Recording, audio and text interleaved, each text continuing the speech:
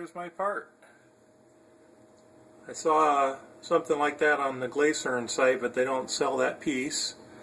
The vise that I got with the McKinney, I don't like how you have to clamp it down. It just takes up a ton of table space. So my first production carbon steel part.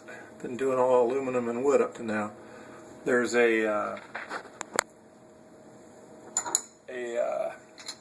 washer under here that's got a spherical underside.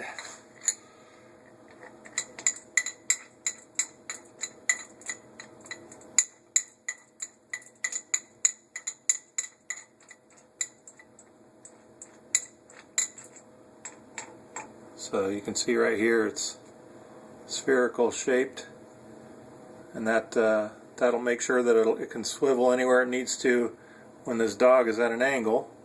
The angle you just saw me cutting in my last video is on the bottom, so that it is biased to lean forward towards the vise.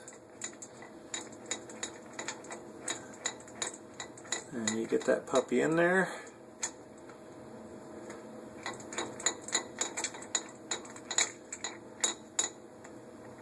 See, it's loose right now. The nut is right up against, pretty close to the vise. Tighten that guy down, and it's in there. Clamping that vise down. Should be able to do the old mallet test, and everything's looking good. That ain't going anywhere, and takes up a whole lot less space than the traditional clamps. So, hope you guys enjoyed.